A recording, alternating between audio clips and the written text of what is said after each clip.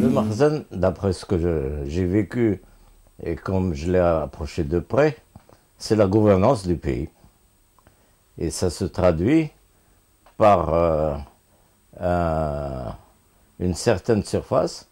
Et à peu près sur 1 hectare, vous avez un palais et tout se passe dans cette surface.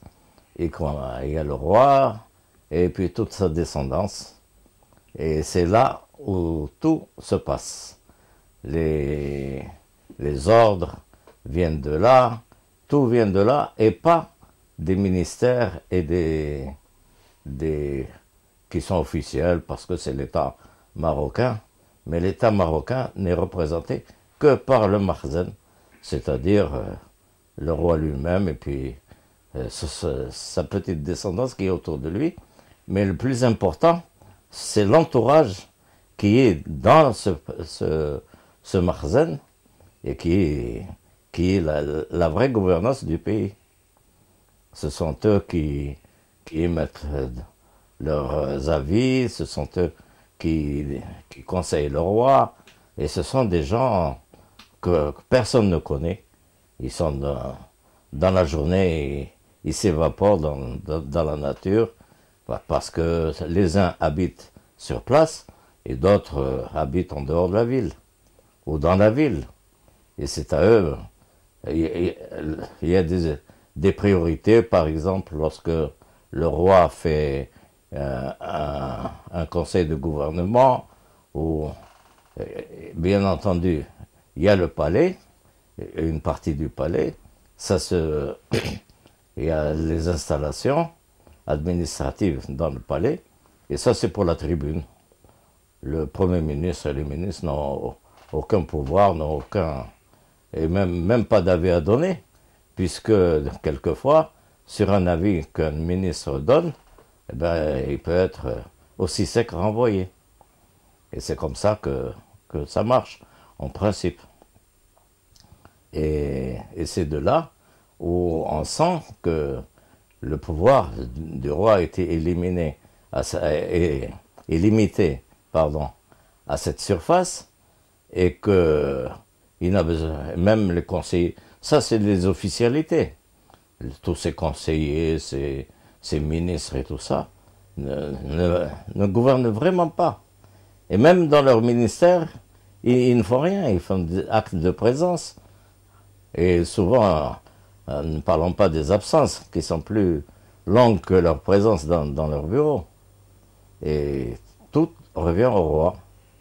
Et le roi est maintenu par toute une armada de services de sécurité, parce que sa vie, il croit que sa vie est toujours en danger. En principe, elle l'est, puisque depuis avant le protectorat, il y avait ce que l'on appelle Siba. Ce sont des tribus constituées et qui étaient pratiquement autonomes.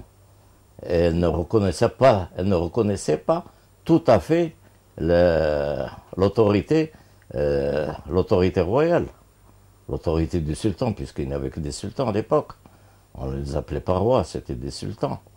Alors, lorsque le sultan partait de Rabat, par exemple, ou de Fès, et il voulait aller à une autre ville, et qu'il devait traverser la gouvernance de cette tribu, il avait deux solutions. Soit faire la guerre, et comme il n'avait pas toujours suffisamment de troupes pour la faire, et ça lui coûtait très cher, soit payer. Alors il payait en nature des fois, et payait souvent en argent, et il discutait de toute façon. Et c'est comme ça que le pays a été gouverné comme ci, comme ça, et ça a permis au protectorat et aux colons, au colonialisme, d'opérer ce que l'on appelle le protectorat, qui est venu le protéger le roi et pas le pays. Le protectorat est venu protéger le sultan et pas le pays, parce que Il n'y avait pas de pays, il n'y avait pas une administration. Et, ils se sont appuyés là-dessus, sur cette désorganisation, et ils ont établi, justement, ils ont établi pas mal de lois, puisque c'était des Français, ils ont établi pas mal de lois qui leur servaient, surtout à eux, pour se maintenir. Mais quant au roi, il était dans l'enceinte de son palais, et il ne faisait absolument rien pendant le protectorat. Il était tout le temps en vacances. Et il avait besoin d'aller à Fès, il fallait qu'il demande l'autorisation à la résidence, qui était l'organisation administrative connue dans le pays. Ça, d'une part. Et puis, il était payé par la résidence, qui lui attribuait, il avait une liste civile, et voilà, et puis il avait cette garde royale, enfin on l'appelait pas royale, on l'appelait garde noire. Pourquoi qu'on l'appelle garde noire? Pourquoi qu'on l'a appelé ainsi? Parce que c'était des gens qui venaient du Soudan, du Mali actuel et du Sénégal. Parce que le sultan engageait des espèces de mercenaires. Et c'est eux qui ont formé son armée, cette garde rapprochée. Et cette garde qui faisait un petit peu la loi autour de lui. Par la suite, on a créé, évidemment, c'était les armées françaises qui ont créé l'aviation, la marine et l'armée de terre. Et elle a engagé des Marocains. Et par la suite, ils ont créé des services comme les GOUM, etc. C'était un réservoir de gens que l'on recrutait et formait pour les envoyer dans les autres fronts que la France avait, à savoir le Vietnam et autres. Et le roi, le sultan, je dis toujours le roi, mais le sultan était, on ne demandait même pas son avis. Et c'est la raison pour laquelle, actuellement, par exemple, depuis certains rois, il a continué cette tradition comment on appelle ça, de tout le temps rechercher la reconnaissance. Il fallait que toutes les tribus soient représentées pendant les fêtes. Elles venaient à Rabat ou à Fès, ça dépendait des sultans à l'époque, et pour faire la bé'a. La bé'a était instituée à partir de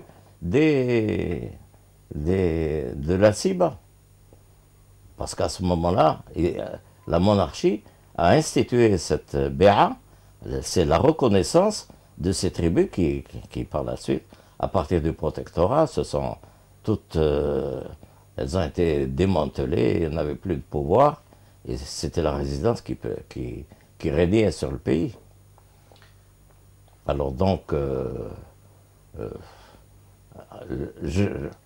jusqu'à présent, même si les choses sont modernes maintenant, on a modernisé pas mal de choses, on a modernisé les transports, etc. Mais le Makhzen est resté archaïque, tel qu'il a été conçu au départ, avec cette monarchie des Alaouites.